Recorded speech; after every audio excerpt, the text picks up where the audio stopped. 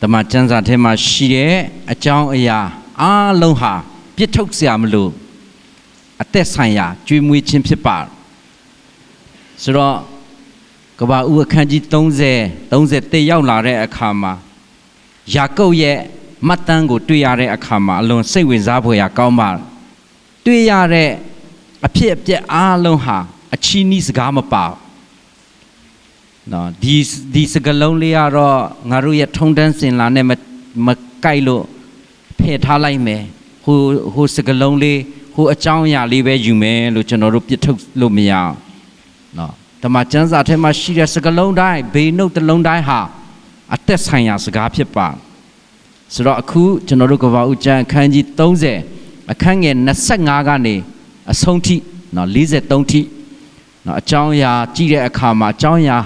3ခုပါဝင်တယ်နံပါတ်1ကလာဗန်ရဲ့အကြောင်းအရာဖြစ်တယ်နံပါတ်2ကယာကုပ်ရဲ့အကြောင်းအရာဖြစ်တယ်နံပါတ်3ကထာဝရဘုရားသခင်ရဲ့အကြောင်းအရာဖြစ်ပါဆိုတော့လာဗန်ဟာသူဘာလုပ်လဲနံပါတ်1လာဗန်ဟာဖိအားပေးပါလာဗန်သူဘာလုပ်လဲဒုက္ခပေးပါသူရဲ့သားသမက်ဖြစ်တဲ့ယာကုပ်ကိုဒုက္ခပေးခြင်းပါဒါကြောင့်မလို့နံပါတ်1အုပ်စုဟာပါလဲဆိုတော့ဒုက္ခဖြစ်စေသောအုပ်စုလို့မဲ့ခေါ်လို့ရကျွန်တော်တို့အဖွဲ့တိုင်းမှာနေရာတိုင်းမှာဒုက္ခဖြစ်စေတဲ့အုပ်စုရှိပါနံပါတ်2အုပ်စုကယာကုပ်ရဲ့လိန်လေလက်စားသောအုပ်စုလို့ကျွန်တော်တို့ပြီးလို့ရဆိုနံပါတ်3ကျတော့ဘုရားသခင်ဆိုင်ရာဖြစ်ပါဆိုဘုရားသခင်ဟာကောင်းကြီးမင်္ဂလာအလုံးစုံရဲ့အရင်အမြစ်ဖြစ်ပါဒါကြောင့်မလို့ကောင်းကြီးမင်္ဂလာအုပ်စုလို့ကျွန်တော်တို့အဲ့လိုအုပ်စု3စုပေးလို့ရကဘာဦးကျမ်းအခန်းကြီး30ရဲ့နောက်ဆုံးတစ်ခန်းဟာဗာနဲ့အဆုံးသတ်ထားတယ်ကောင်းကြီးမင်္ဂလာနဲ့အဆုံးသတ်ထားတဲ့အတွက်ကြောင့်အသင်းတော်ရဲ့အပိတ်ဆုတောင်းရင်ကောင်းကြီးမင်္ဂလာနဲ့အပိတ်ဆုတောင်းတာကိုကြိုက်ကြဘာကြောင့်လဲဩဝါဒစာဆောင်ရဲ့အပိတ်တွေမှာဆိုရင်သုံးပါးတစ်ပါးဖရားရဲ့ကောင်းကြီးမင်္ဂလာနဲ့ပိတ်ထားတဲ့အတွက်ကြောင့်ဖြစ်ပါအခုကျွန်တော်တို့ဖတ်တဲ့ကဘာဦးကျမ်းအခန်းကြီး30ရဲ့အပိတ်43အဆုံး43ဟာလဲအခန်းငယ်43ဟာလဲကောင်းကြီးမင်္ဂလာနဲ့ပိတ်ထားပေးပါတယ်ဒါကြောင့်မလို့နော်ယနေ့ယာကုပ်ရဲ့ဥစ္စာတူပွားခြင်းနဲ့ဆုံးသက်ထားယာကုပ်ဥစ္စာတူပွားခြင်းဟာသူ့ယောက်ကတိလာဗန်ရဲ့ကောင်းကျိုးကြောက်လားဒါမှမဟုတ်ရင်ယာကုပ်ကအယံတော်လို့လားအယံလေလို့လားဒါပေမဲ့တိချာတာကတော့ဘုရားသခင်ကိုတော်တိုင်ကောင်းကြီးမင်္ဂလာရဲ့အရှင်ဖြစ်ပါဘုရားသခင်ကြောက်တာဘုရားသခင်အားဖြစ်တာ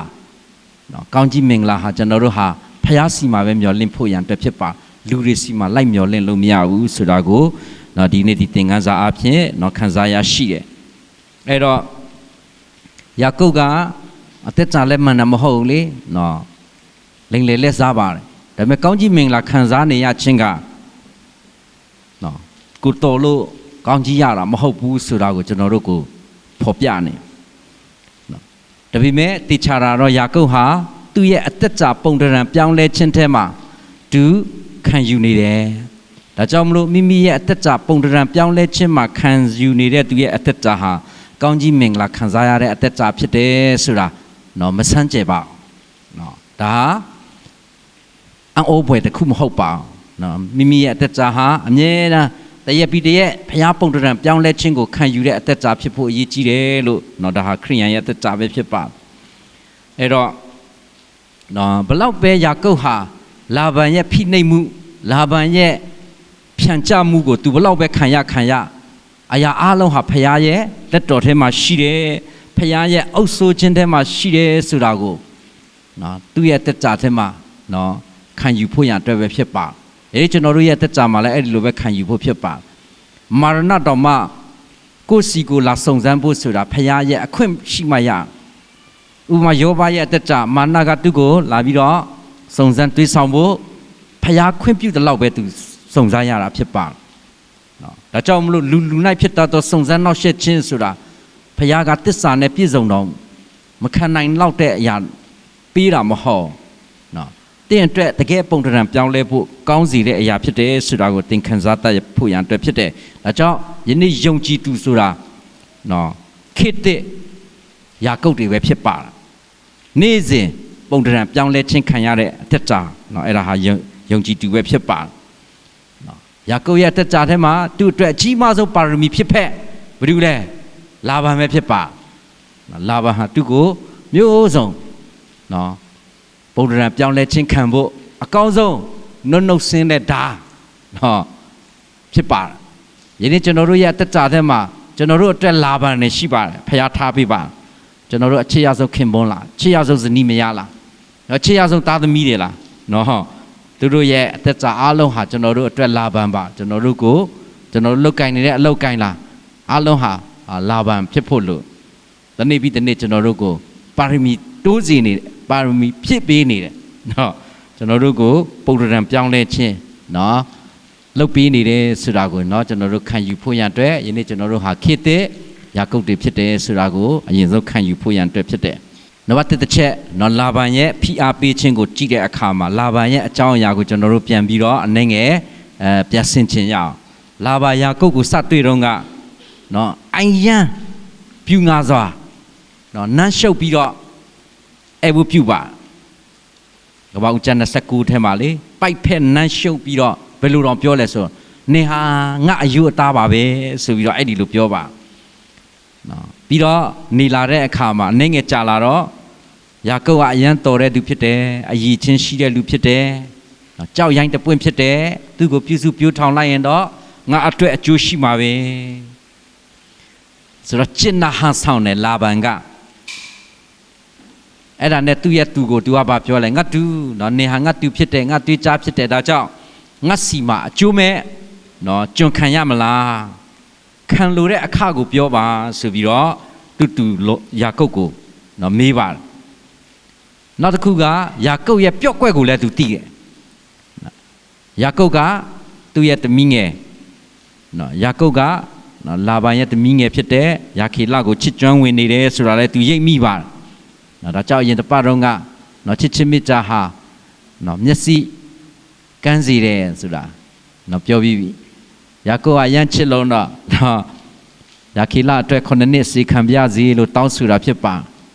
နော်သူကိုအယူအမှုဖြစ်စေပါအချစ်ယူဖြစ်စေပါတကယ်တမ်းဆိုရင်တော့9လတစ်နှစ်လောက်ပဲကျွတ်ခံရင်လည်းလုံလောက်ပါနော်ဒါပေမဲ့လာဗန်ဟာအရန်လဲပါနော်ယာကုပ်ဟာလဲပြီလားလို့လာဗန်နဲ့တွေ့တော့လာဗန်ကပိုးပြီးတော့လဲ9နှစ်လည်းပြည့်ရောသူကယာကုပ်ကိုလည်း9နှစ်ပြည့်ပြီးပေးစားမယ်ဆိုပြီးတော့အဲ့လိုလည်းမဟုတ်တော့တမီကြီးနဲ့နော်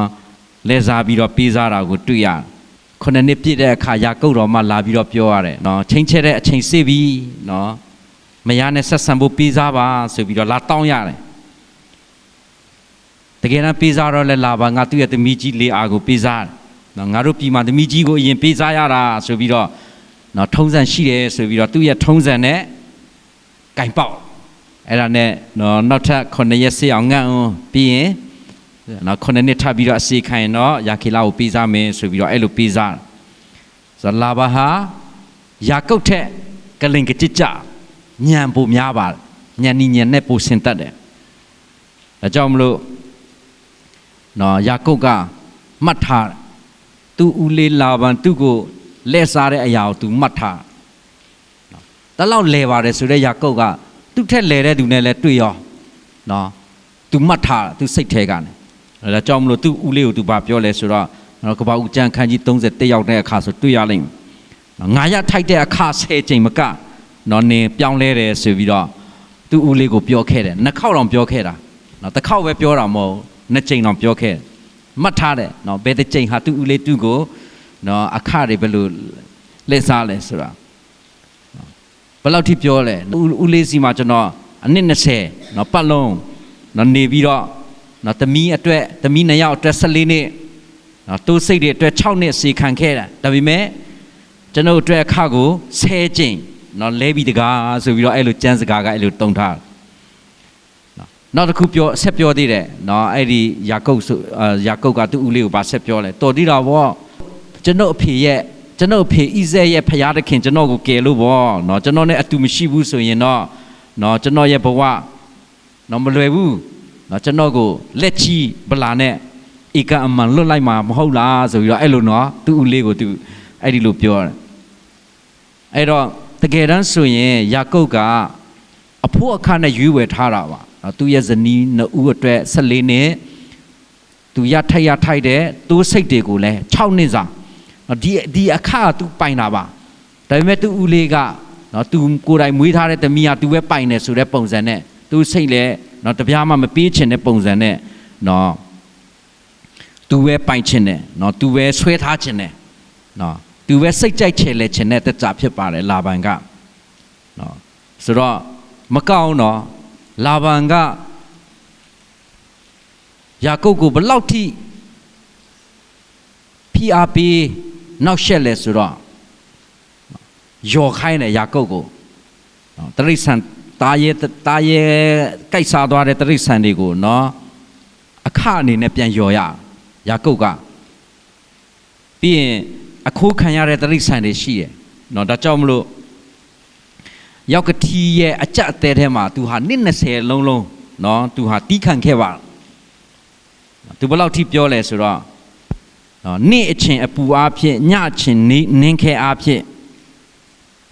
နော်သူတို့ရဲ့ခန္ဓာရဒေတာဆိုတာနေ့အချင်းကအရင်ပူတာနေပူတာရဲရဲဆက်ဆက်ပူပြီးရင်ညကြတော့အေးတာလေဟိုနင်းခဲတွေကြတဲ့အထိအေးတာဖြစ်ပါ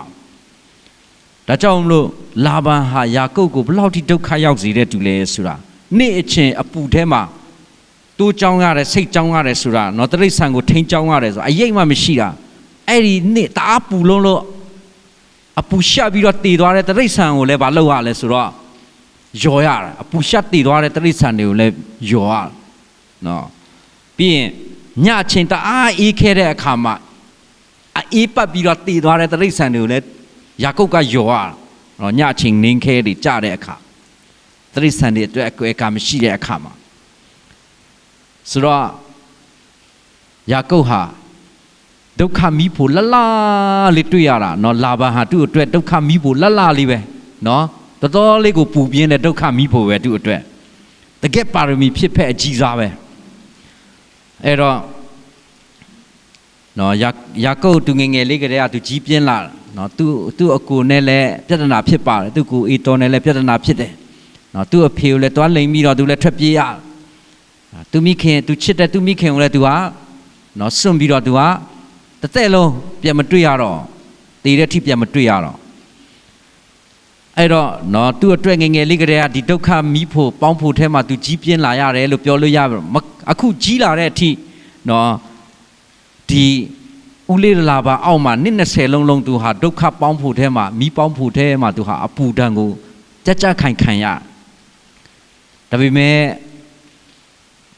ဖျားသခင်ကိုချစ်တဲ့ဖျားလူအတွက်တွေ့ရသမျှဒုက္ခဆင်းရဲဒုက္ခမီးဖို့လလလေးတွေအားလုံးဟာကိုယ့်ရဲ့အကျိုးကိုတညီတညွတ်ထဲပြုစုနေတယ်လို့ယောမအခန်းကြီး8:28မှာဖော်ပြထားတာဖြစ်တယ်ချီးမွမ်းစရာပဲဖြစ်ပါဇောတကတက်ရတာဇောတကတက်စရာတခုမှမရှိဘူးယာကုပ်ရဲ့တက်ကြောင်ဆင်ခြင်ခြင်းအဖြစ်သူဇောတကတက်ခြင်းတက်လို့ရတယ်ဒါပေမဲ့ဇောတကတက်စရာတခုမှမရှိဘူးနော်နှစ်20လုံးလာဗန်နဲ့အတူဆက်ကပ်နေတာနော်မရအတွက်သူစိတ်တွေအတွက်နှစ်20လုံးနော်အကျိုးမရှိပါဘူးကွာအဲ့ဒီလိုခံယူလို့မရဒီမှာလာဆက်ကပ်တဲ့သူတွေလည်းငါဆက်ကပ်တာဘယ်နှစ်ရှိနေဘူးလဲငါအတွက်ဘာအကျိုးမြတ်အခါမှလည်းဘာမှမရဘူးလို့မခံယူရအောင်ယနေ့ကိုယ့်ရဲ့အသက်တာထဲမှာသာဝရတည်တဲ့ပါရမီနော်ရှိတယ်နော်ချီးမွမ်းစရာရှိတယ်ကျေးဇူးတော်ရိုးရိုးလေးချီးမွမ်းဖို့ဖြစ်တယ်ရိုးရှင်းစွာချီးမွမ်းဖို့ဖြစ်တယ်လာဗန်လိုဒုက္ခပေးတတ်တဲ့လူကိုကျွန်ုပ်ကိုနော်ပြီးတွေ့တာနော်ဘုရားကိုချီးမွမ်းတယ်လို့ပဲကျွန်တော်တို့ဟာရိုးရှင်းစွာချီးမွမ်းတတ်တဲ့သူပဲဖြစ်ဖို့လိုပါနော်ဒါကြောင့်လာဗန်သူရဲ့ကျွန်တော်တို့အတွက်လာဗန်နဲ့အများကြီးပါနော်ကျွန်တော်တို့မိသားစုထဲမှာလားကျွန်တော်တို့အလုပ်ထဲမှာလားကျွန်တော်တငယ်ချင်းထဲမှာလားအများကြီးရှိပါ ဆိုတော့နံပါတ်1လာဗန်ရဲ့အုပ်စုကိုပြီးလို့ရှိရင်နံပါတ်2ယာကုပ်ရဲ့နော်လက်စားချင်းကိုကျွန်တော်တို့ဆက်တွားရအောင်ကပ္ပဦးကျမ်းအခန်းကြီး30အခန်းငယ်31ကနေစနော်ယာကုပ်ရဲ့အလက်ပြန်ရောက်လာယာကုပ်ဟာလာဗန်ရဲ့ဖြန့်ကျမှုအောက်မှာအကြက်သေးကြားထဲမှာနော်ချင်းချောက်ခံရလဲချင်းချောက်ခံရတာနော်အဲ့လောက်ထိသူ့ဦးလေးသူ့ကိုဒီလောက်ထိကြက်ကြက်တဲတဲကြက်မှတ်စီးကြက်ပြီးတော့ချင်းချောက်တာတော့မှ तू ကလေလာဗန်ကိုပြန်လက်စားအားသေးတယ်ယာကုပ်ကလေအဲ့တော့သူပထမဆုံးနော်ကပ္ပဦးကျမ်းခန်းကြီး30 25အစမှာ25 26မှာနော် तू မွေးရထားနေကို तू ပြန်ဖို့နော် तू လာဗန်ကိုခွင့်တောင်းတယ်နော်လာဗန်စီမှာ तू နှစ်ပေါင်းများစွာအစီခံပြီးပြီသူ့ရဲ့ဇနီးတွေနဲ့သူ့ကလေးတွေနဲ့ခေါ်ပြီးတော့သူ့ရဲ့မွေးရထားနေကိုနော်ပြန်ခွင့်ပေးဖို့နော်လာဗန်ကိုပြောခဲ့အဲ့ဒါနဲ့လာဗန်ကအရန်လေတဲ့သူဖြစ်ပါကပ္ပဦးကျမ်း30 29ရောက်တဲ့အခါမှာလာဗန်ကတင်းရဲ့စိတ်နဲ့တွေ့ပါစီနော်ယာဝေထာဝရဘုရားဟာတင်းရဲ့အကြောင်းကြောင့်ငါ့ကိုကောင်းကြီးပေးတယ်ဆိုတာနော်ငါရိပ်မိပါတယ်နှစ်ကြောင့်ငါကောင်းကြီးခံစားရတယ်ဆိုတာငါရိပ်မိပါတယ်ဘုရားသခင်ကနှစ်နဲ့တူရှိတယ်ထာဝရဘုရားကနှစ်ကိုကောင်းကြီးပေးတဲ့အတွက်ငါအကျိုးစီးပွားတက်တယ်ဆိုတာနော်ငါရိပ်မိပါတယ်နော်အပြောကတော့အယံ့ချိုတယ်ဒါပေမဲ့သူအတွင်းသဘောထဲမှာသူဟာကောက်ကျစ်စင်လဲနေနော်အဲ့ဒါနဲ့သူကတောင်းဆိုနော်ယာကုပ်ကိုဖွင့်ထားပြီးတယ်ကပ္ပဦးကျမ်း30 28မှာနော်သူကဗာဆက်ပြောလဲဆိုတော့ငါပေးရမယ့်အခကိုပြောပါငါသူဆိုပြီးတော့သူကအဲ့လိုပြောအဲ့နဲ့နော်ယာကုပ်ကပြောပါတယ်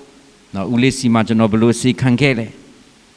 နော်ဦးလေးစီမှာတရိษံအစတော့ကဘလောက်ပဲရှိတယ်ဆိုတာဦးလေးသိပါတယ်နော်အထက်ကအဖရဲ့ဥစ္စာနေလာတယ်အခုသူ့ပွားများပြားပြီနော်တာရဲ့လှုပ်ရီကိုင်ရီကိုနော်ဖျားကောင်းကြီးပေးတယ်ဆိုတာနော်ဦးလေးသိပါတယ်နော်ဆိုအဲ့တော့နော်ကျွန်တော်ရဲ့အိမ်တူအိမ်သားတွေနော်အတွက်လဲအလုတ်ကျွေးပြူရအောင်မယ်လေနော်ဦးလေးအတွက်နှစ်20လုံးကျွန်တော်လှုပ်ခဲ့ပြီးပြီအခုကျွန်တော်ရဲ့မိသားစုအတွက်ကျွန်တော်တလက်ပြန်လှုပ်ရမယ်နော်ပြန်ပြီးတော့တောင်းဆိုတယ်လာဗန်ကသူတိတာတစ်ခုကတော့ယာကုပ်ထွက်သွားရင်သူစီးပွားကြမယ်သူတိတယ်ဘာကြောက်လဲယာကုပ်ရှိလို့သူစီးပွားတဲ့တယ်သူတိတယ်ဘု து အားဖြင့်လဲဖျားမျက်နှာတာဖျားကယာကုပ်ကိုကောင်းကြီးပေးနေတယ်ဆိုတာသူသိပါတယ်ဒါကြောင့်ယာကုပ်ထွက်သွားရင်ဖျားမျက်နှာတာပါသွားမယ်ဖျားရဲ့မျက်မှောက်တော်ပါသွားမယ်ဖျားရဲ့ကောင်းကြီးပါသွားမယ်ဆိုတာနော်လာဗန်သိတယ်ဒါကြောင့်မလို့အခန်းကပ္ပဦးကျမ်းအခန်းကြီး30အခန်းငယ်31ရောက်တဲ့အခါမှာဒုတိယအကြိမ်ယာကုပ်ကိုဆက်ပြောဘယ်အခကိုပေးရမလဲငါသူပြောပါဆိုပြီးတော့ဆက်ပြောအဲ့ဒါနဲ့ယာကုပ်ကနော်သူဦးလေးကိုဂတိတစ်ခုပဲတောင်းလိုက်တယ်နော်ဦးလေးကျွန်တော်ဆက်နေပြပါမယ်ဦးလေးကိုနော်တစ်ခုပဲနော်ကျွန်တော်ကြည်နေတဲ့သူစိတ်တွေမှာနော်ဖြူတဲ့သူဆိုရင်တော့နော်ဦးလေးပဲယူဒါပေမဲ့ပျောက်ကြားနော်ပျောက်ကြားတဲ့စိတ်တွေနော်သူ့မဲတွေကိုတော့ကျွန်တော်အခဖြစ်စေပါဆိုပြီးတော့အဲ့လိုတောင်းဆိုအဲ့တော့တော့ဦးလေးလာပါလဲသူကမွေးမြူရေးတာလောက်တာမွေးမြူရေးခြံတဲ့တခါမှရောက်တဲ့လူမဟုတ်ဘူးထင်တယ်နော်သူလည်းဖြူတဲ့တရိษံကဖြူတဲ့အကောင်ပဲပေါက်ဖွားမှာပဲနော်ပျောက်ကြားအကောင်မဲတွေနော်အကောင်မဲတွေကတော့ပေါက်ဖွားနိုင်တော့ပါဘူးဆိုပြီးတော့အဲ့လိုထင်တယ်အဲ့ဒါနဲ့ကပ္ပဦးကျမ်းအခန်းကြီး30အခန်းငယ်34 35ရောက်တဲ့အခါမှာလာဗန်ကပြောလဲဟုတ်ပြီနော်ငါသူပြောတဲ့အတိုင်းပဲဖြစ်စေနော်သူဝန်ခံတယ်ဒါကြောင့်မလို့သူကဘာလုပ်လဲဆိုတော့မဖြူတဲ့သူစိတ်နော်သူ့ရဲ့တရိษံတွေကိုနော်ခွဲခြားပြီးမှနော်ယာကုပ်လက်ထက်ကိုအပ်လိုက်အဲ့နဲ့ဖြူတဲ့မဖြူတဲ့ဟာကို तू ကဖယ်ထားတယ်ပြီးရင်ဖြူတဲ့သူနော်စိတ်စုတွေကိုပဲယာကုပ်ကိုပေးခဲ့တယ်ကြည်တခြားအပြောက်ကြားတွေပျောက်ကြားချင်းဆက်ဆံရင်တဲ့နော်ပျောက်ကြားတရိษံပဲထွက်လာမယ်ထင်ပြီးတော့ तू ကစုပြီးတော့ तू ဟာ तू ဖယ်ထားခွဲထားပြီးတော့ဖြူတဲ့အကောင်တွေပဲရကဒါဆိုနေဒါပဲကြောင်းကဖြူတဲ့အကောင်တွေပဲနေယူအဲ့ကောင်ပဲနေကြောင်းဒါဆို तू ထင်တာဖြူတဲ့အကောင်ချင်းမေးရှဲရင်တော့ဖြူတဲ့အကောင်ပဲမွေးမှာပဲလို့ तू ကအဲ့လိုထင်တာ နော်ပြီးတော့သူကအဲ့လိုနော်သူဖြန့်ကြနော်ဒါပေမဲ့နော်ယာကုပ်ကလည်းနော်ယာကုပ်ကလည်းသူကထောင်ချောက်ဆင်ထားပြီးသားလေနော်သူ့ဦးလေးသူ့ကိုအဲ့ဒီလိုတရိษံအကောင်ပေးရင်သူဘယ်လိုမျိုးတရိษံတွေကိုဘယ်လိုပွားအောင်လုပ်မလဲဆိုတာလုံနီးတယ်သူကနှစ်20လုံးသူကကျွမ်းကျင်တဲ့အလုပ်ဓမ္မတစ်ယောက်လေနော်အဲ့တော့နော်သူဟာသူ့ရဲ့လက်ကွက်ထဲမှာနော်သူ့ရဲ့ထောင်ချောက်ထဲမှာသူ့ဦးလေးရောက်နေပြီဆိုတာသူ့ဦးလေးကမသိရှာအဲ့ဒါနဲ့ကပ္ပဦးကျမ်းခန်းကြီး36ရောက်တဲ့အခါမှာနော်လာဗန်ကိုလက်စားဖို့နော်ယာကုပ်ကနော်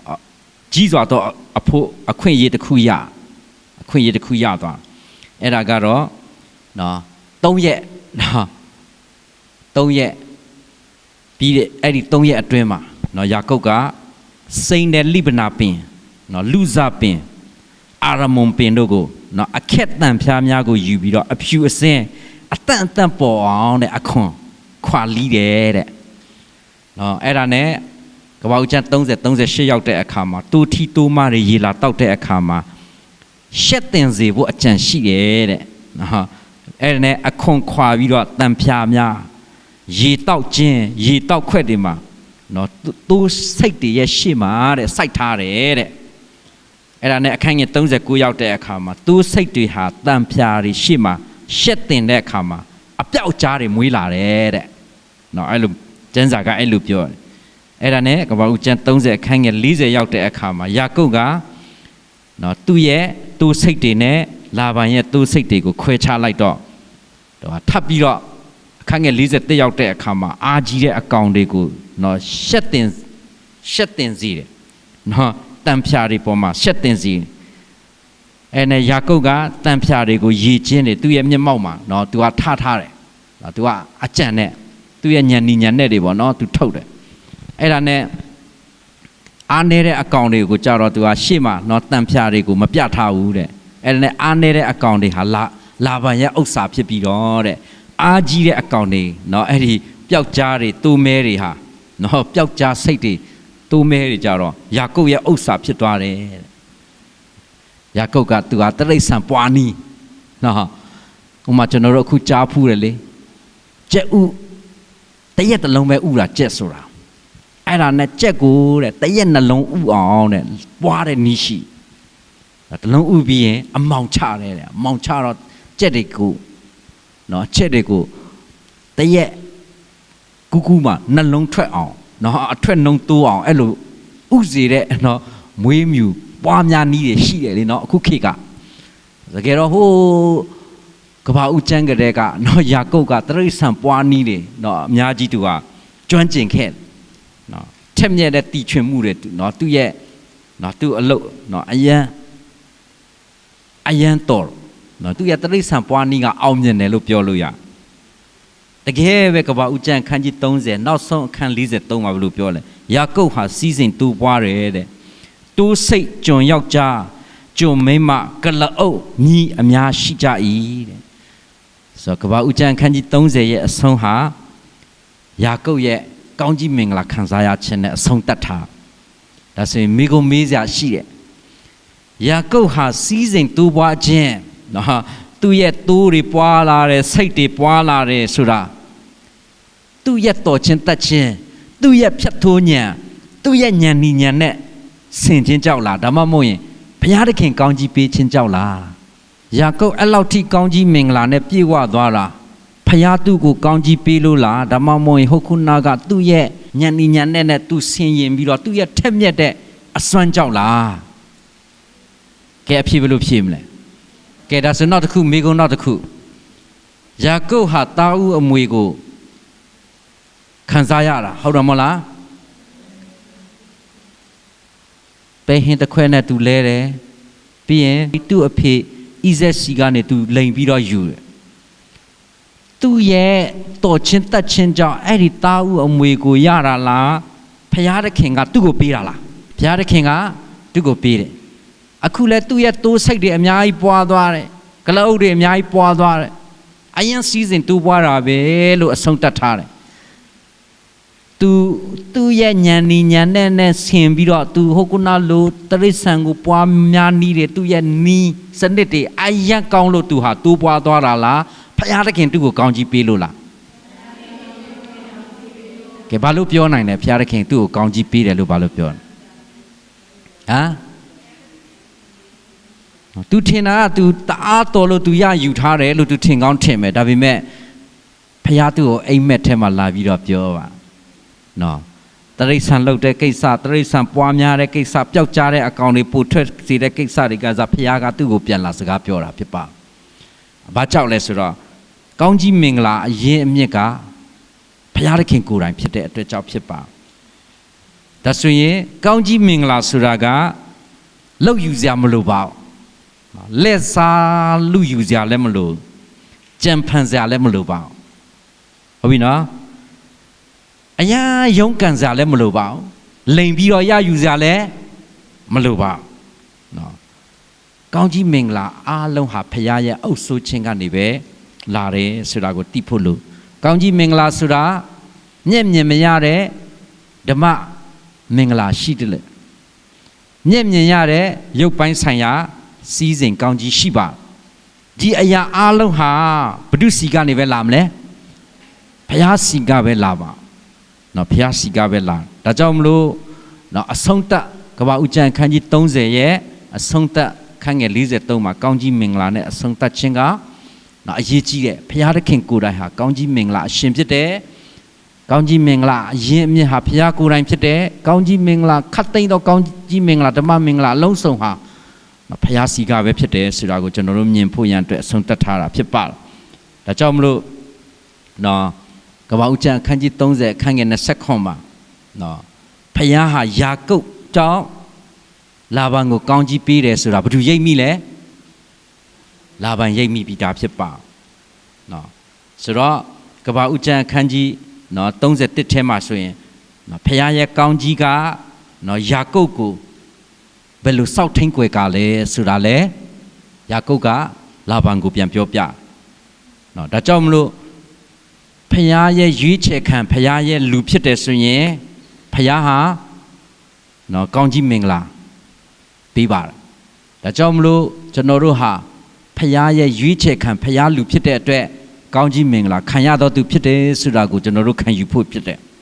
နော်တခြားသူတွေကျွန်တော်တို့ကိုကောင်းကြီးမင်္ဂလာမရစေဖို့ဘလောက်ပဲကြောက်တုံးတွန်း